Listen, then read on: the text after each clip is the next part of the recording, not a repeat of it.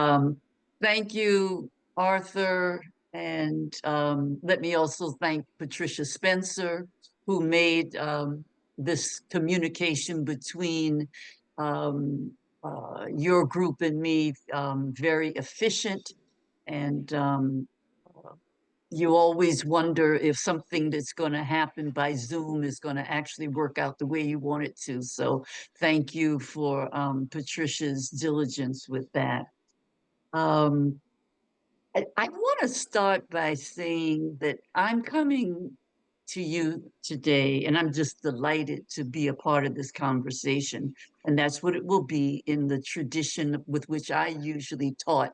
I call myself not lecturing as much as having conversations with people, students, whomever.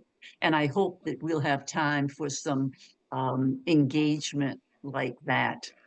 I don't really like lecturing, um, but I wanted to share with you that being with you this morning, I started thinking about it several weeks ago that I have returned to my hometown of Charleston, South Carolina, and am met with a kind of uh, love-hate relationship.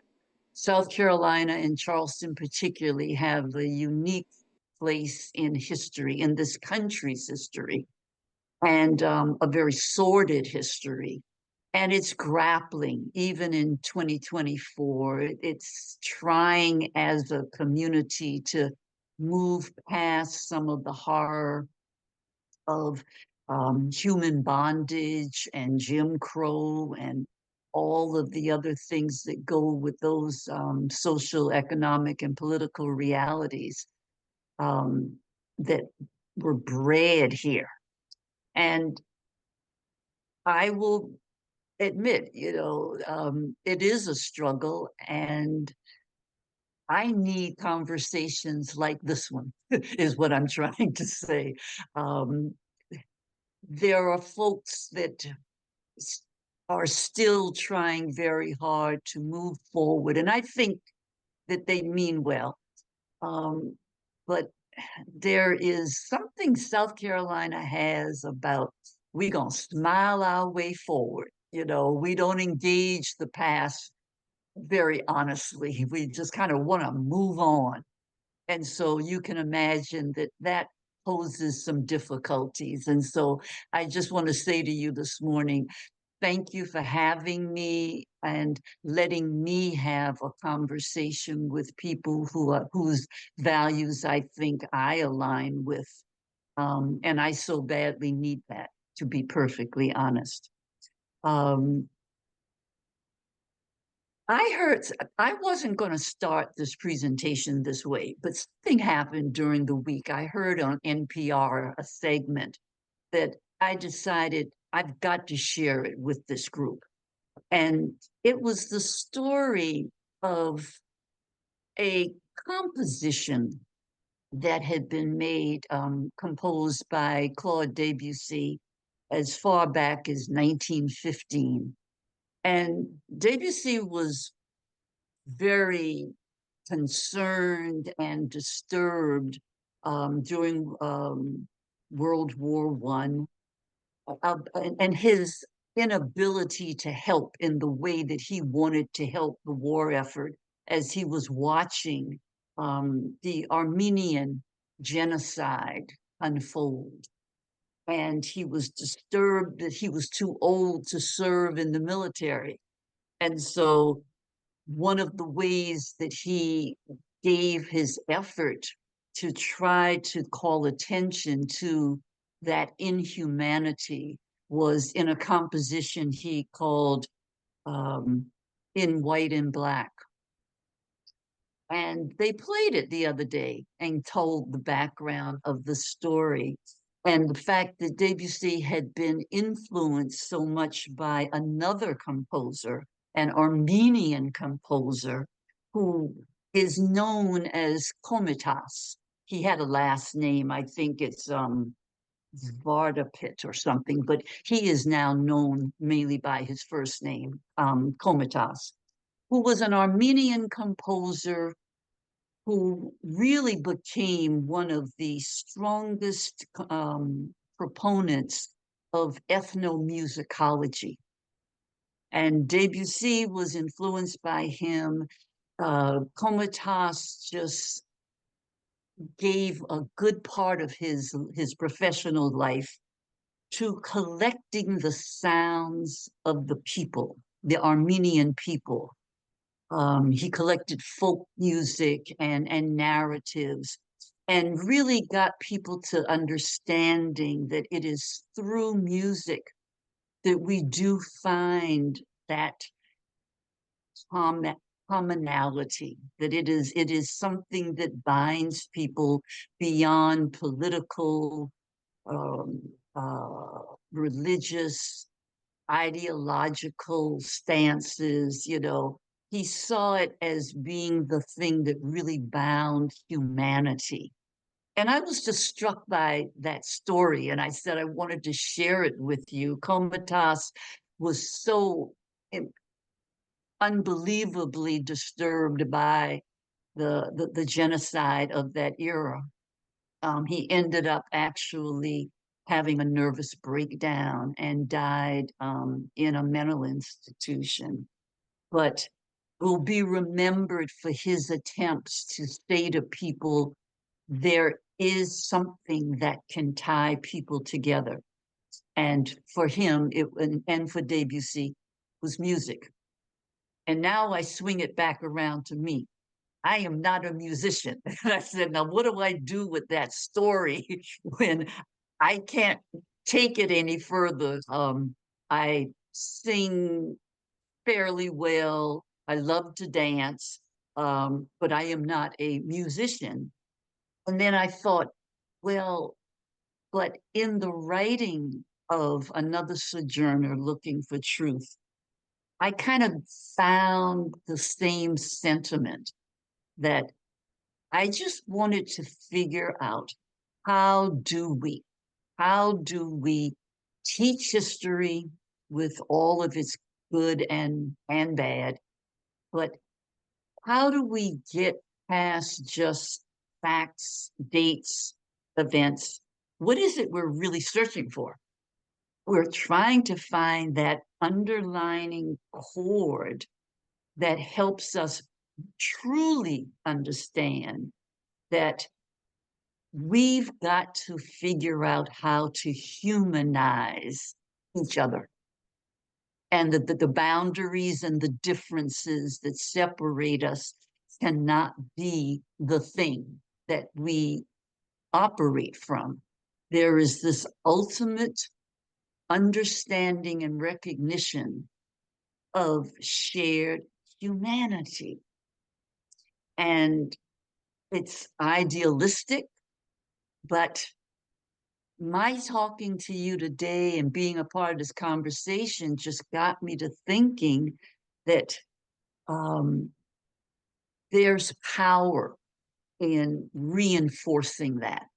I think it's the only real power that many of us have, um, that we cannot tire from restating, regurgitating it on and on, ad nauseum, if you will, but that we just keep understanding there's got to be a baseline for whatever it is we do in our lives and whatever interactions we have and whatever issues we may advocate for. Somehow we've got to figure out, do we have a common base of analysis for where we're going with this thing? And for me, it is the reminding each other that it's all about whether or not we reject the dehumanization of others for whatever reason, whatever rationalizations that we may give. Point is, we've got to kind of argue our points not along ideological basis as much as humanistic ones. We've got to just keep saying it over and over in our varied ways that We cannot continue to other people. And because if we're stuck there, we're not making progress. We're not making progress. Let me say that talking more personally about my memoir, which we'll perhaps get into a little bit later. Although my intent was not to make you just want to run out and buy the book. It's just a foundation for this morning. And I thought some of the points that I raised are very much in line with the theme that I understand you will be using, connections and empathy in your discussions, for this coming year. And I thought, we're on the same path. We're trying to get at some of that same stuff about the connecting with people, the empathizing with people, and in my words, the rejection of dehumanization. Um, when I was asked to write the memoir, um, I immediately said, I've been in academe for over 25 years at the time. I don't want to write a scholarly book. I've done academic writing and publishing, um, but I didn't go into academe for that reason.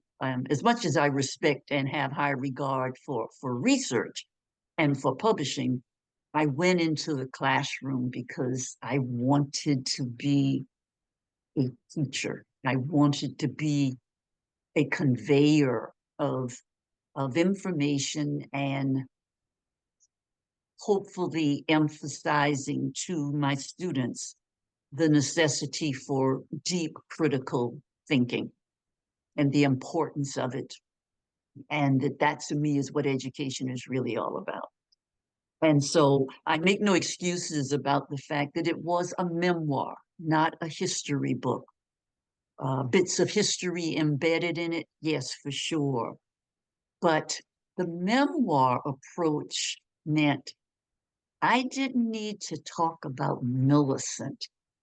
I wanted to talk about a person, anybody who is looking out into the world and trying not to see just the broad, the obvious. And I thought about my background, as Arthur described a little bit, coming up in an activist household, um, being reared in the tradition of struggle, especially Black liberation struggles in this country, and realized that, oh my gosh, we have so many figures now that we have elevated to almost iconic status, well deserved for their contributions and for their sacrifices, for sure. But I've been thinking for many, many years, especially when I was in the classroom, I saw that, oh my gosh, the more we elevate certain people, we give excuses for our inaction, because we start building this idea that you've got to be this special kind of hero that changes things and advocates and brings about social transformation.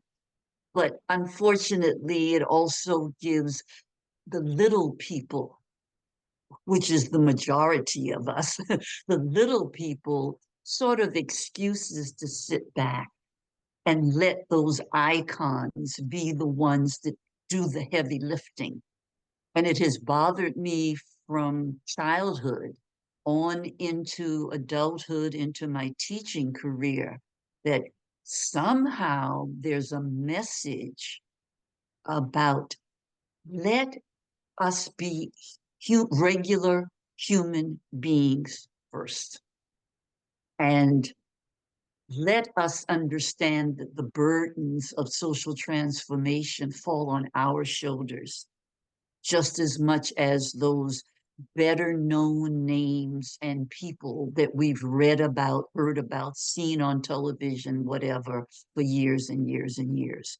But to come to grips with the fact that we cannot ever allow other people to do all the work. It just is why I believe we've managed not to perhaps make more progress, because I think we have spent just a little bit more time elevating the few and not helping each other to find what is that little bit of energy that we can exert that can also be about bringing about the change that we value and want to see happen. So this memoir was done sort of through Millicent's eyes, but very much with the idea of introducing the reader to other people, people that you will never hear about, just people that I happen to meet through my lifetime.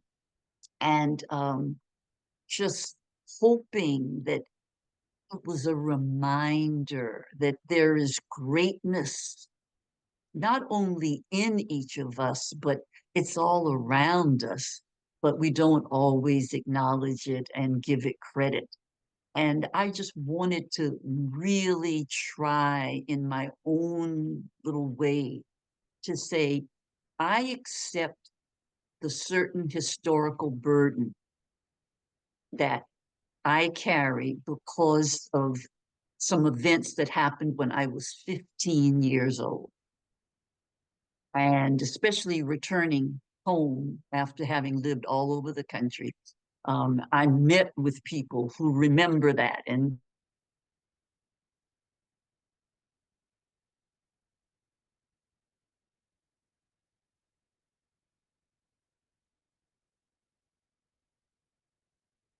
it was 15.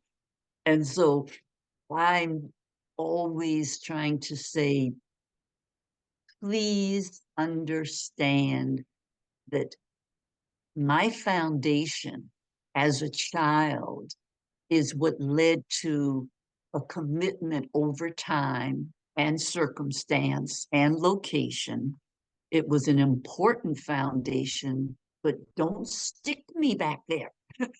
Talk about what Millicent has done since then, and what has she advocated, and who are the people that she met and was influenced by, such that the thinking of the 1960s transformed by the late 60s, and the avenue to liberation wasn't as clear cut as it had been when I was 15. And by the time I'm 18, going to college, and then I'm in my 20s, I drop out of college, I want to pursue where are the answers to this question about how do Black people in America get to be seen as full human beings?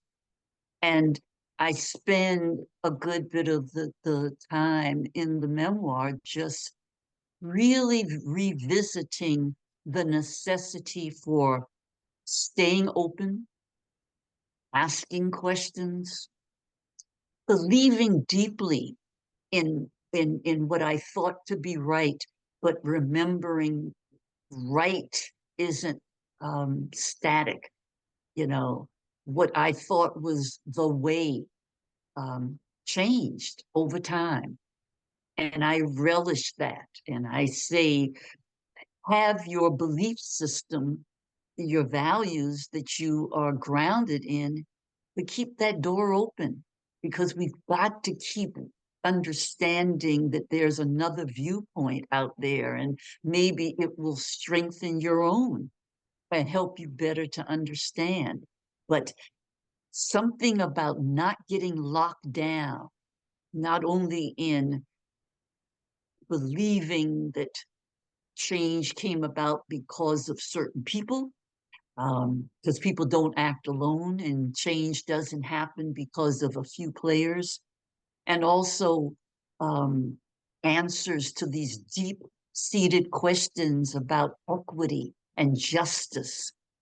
and recognition of people's humanity. You know, those interpretations change also.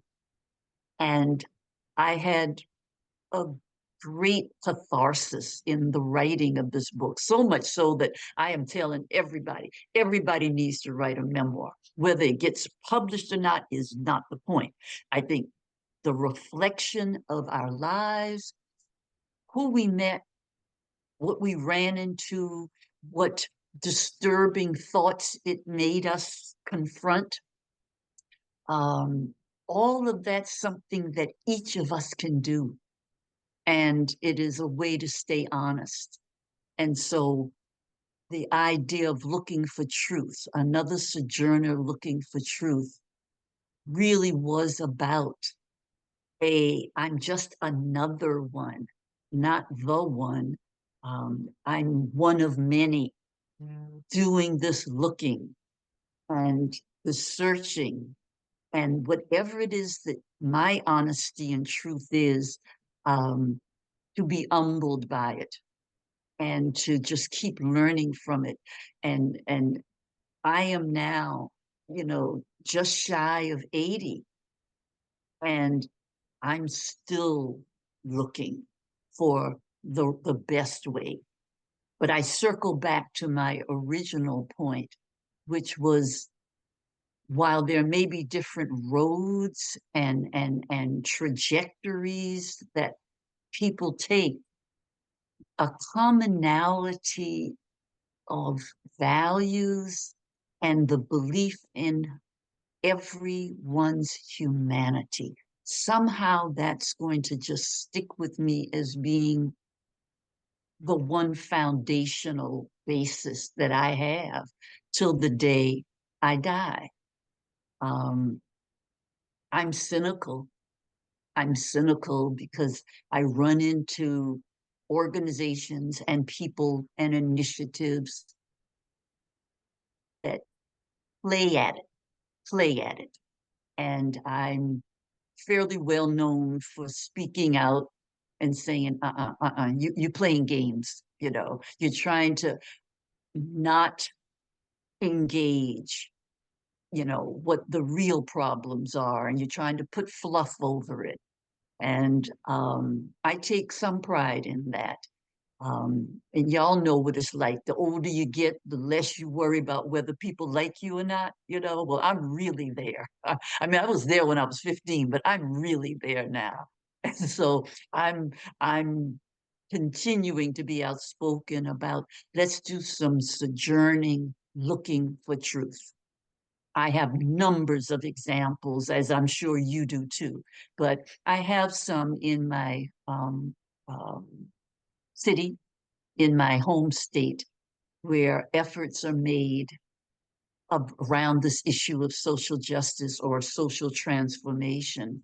And I'm disheartened a lot because we like easy answers and we like to feel good. We like to feel good about our intentions. Um, and so sometimes it just takes some truth speakers to say, yes, you mean well, but who's not in the conversation? You're talking about doing something for people, but they're not in the room. Gotta watch that, y'all. That's a sign. That's a sign that we're not really grappling with respecting of all opinions and the diversity of opinion is as important, even if you look around the room and, well, we've got black folks here, so we've got black input. Yeah, well, maybe not. The color of one's skin does not determine their political persuasion. And so if you're saying you want diversity to solve this problem, are you sure you have people at the table that have those diverse ideas that you will grapple with? Because it won't come easily. I I have been involved in the last maybe 20 years in a making of a creation in my hometown of a museum that is to honor the legacy of African Americans in a city and in a location geographically that saw so much horror throughout the years of human bondage and then on till today. So much inequity and injustice. And this museum has become sort of my example to everybody about that really critical thinking piece. For the first 15 years of that museum's planning, there was one Black historian on the board, one. When a decision was made to hire a director for that museum, even before it was built, they selected somebody who was African American, who was related to a very famous Black South Carolinian from Reconstruction. And he had no museum background or history background, but he carried some legacy, family legacy. And we said, that doesn't give you the credentials to plan this new institution. What are you doing? You know, and and then when we raise questions about how is this building not conforming to state of the art building uh, criteria, we were then ignored. Then we started saying, well, you're going to have this museum and it's going to be the African American Museum. And in what way is it going to benefit the Black community? Will there be a way for African American entrepreneurs to be involved in it? You're going to talk about the history of African foods, but you're not going to actually have somebody engaged in serving those foods and economically benefiting from that. Again, you're going to take our history and present it for tourists, but you're not thinking about in what way does this actually help the African American community. And those are just samples, y'all, of where we are as a society.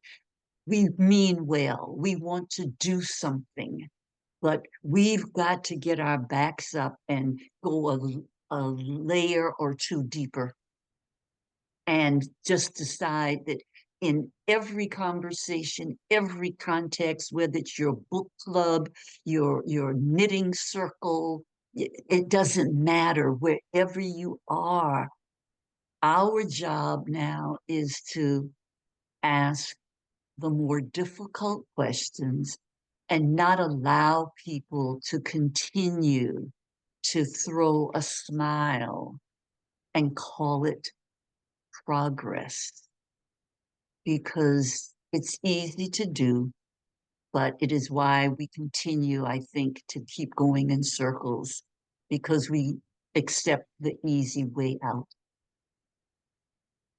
I hope that's not been too absurd a presentation for you this morning, but it's not, and I'll answer questions about my book and my experiences if any of you are interested, yeah.